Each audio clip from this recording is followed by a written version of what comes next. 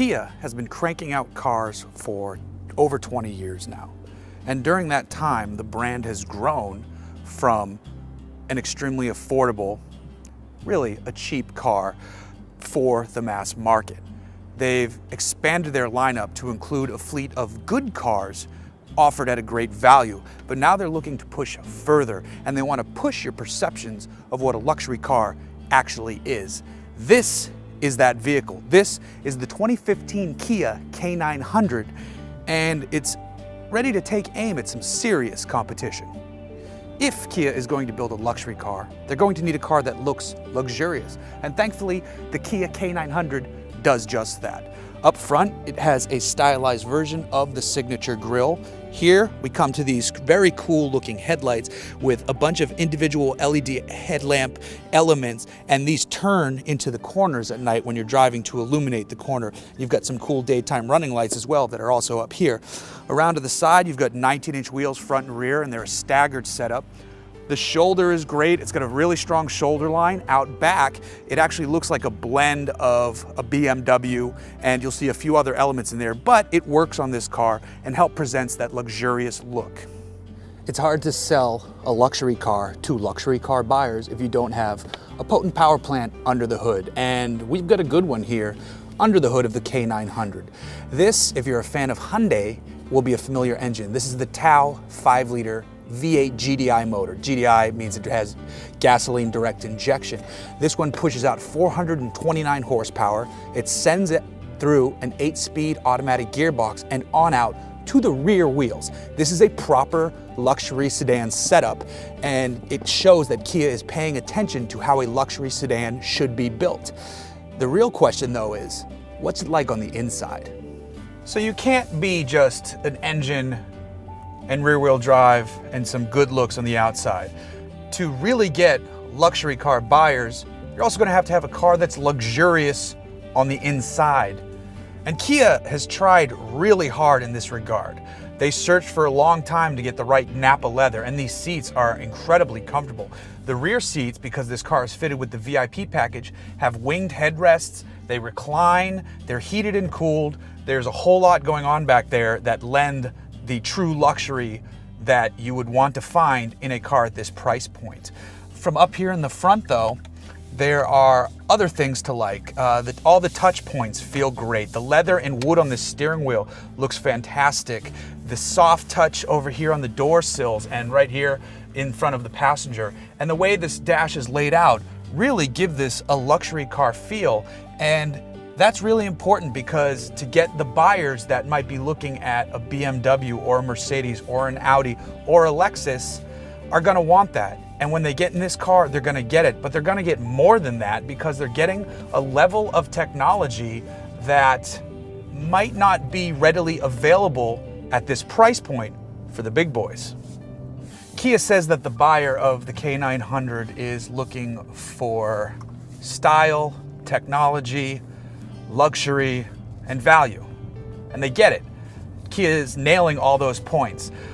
But I'm also concerned with, besides those, because they've already got tech done with the UVO E services, the great looking navigation screen, the really cool TFT screen with the digital gauges that you can change to a sport driving mode. It's pretty cool tech, but it doesn't matter if the car doesn't drive well.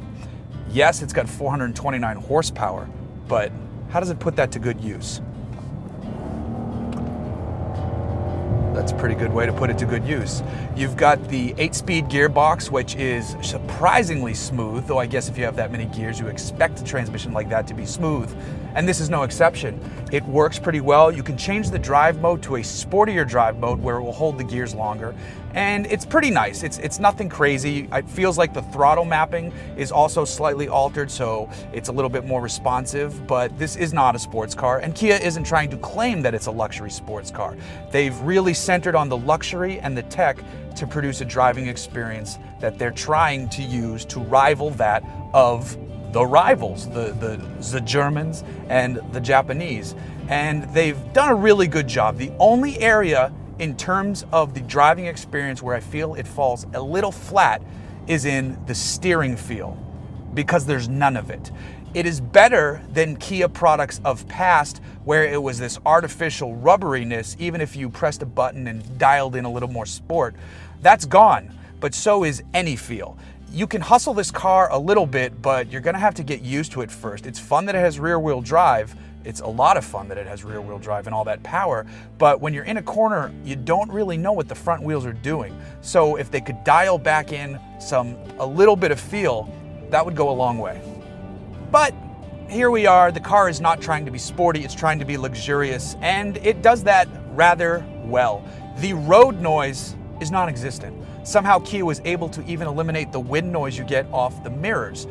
This car is quiet, and that is fantastic. It's a place you can retreat to and enjoy some solitude on your drive home.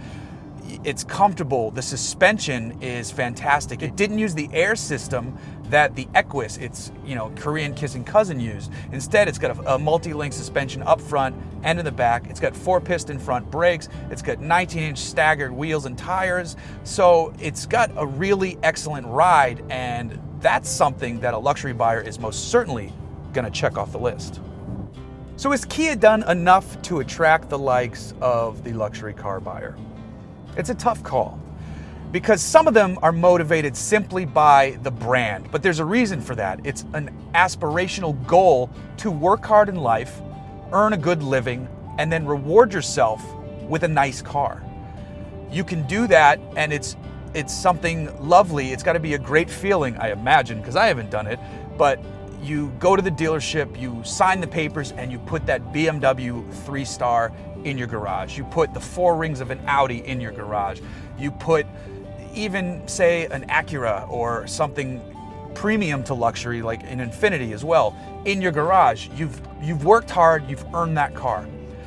Our buyer's going to now go, man, I've been busting my butt for years. Here we go. It's time to make the purchase that makes me happy, and it's a Kia. I hope so, because what they'll be doing is rewarding themselves smartly. They'll be rewarding themselves with a vehicle that is worth the money. It's worth the $65,000, like this car, which is fitted with the V8 VIP package, which is basically all that rear seat goodiness right there. Because even though it's a Kia, you're working with the brand that has come a long way. Residual value scores are way up. Initial quality scores are way up. Brand perception is way up. And if this car helps push brand perception higher, it will be doing its job. I don't expect them to sell many, many thousands of these. I expect them to sell quite a few hundred of these per month. And that's all you really want with a car like this. Raise brand awareness, make some people happy, and change perception. So what we have here is a $65,000 proposition that you've taken a chance and changed your perception of luxury. Let's remove the badges for a minute and let's look at the stats of the car. 430 horsepower, 429 to be exact, rear-wheel drive, Napa leather, tons of options, exceedingly quiet on the road. This is a comfortable cruiser that does battle with extremely expensive offerings from Japan and Germany. Your perception has to have changed of what a luxury car can be to accept that this is worth that price. But maybe you should open your mind and take a chance if you're in that market, because what you're going to find is luxurious value.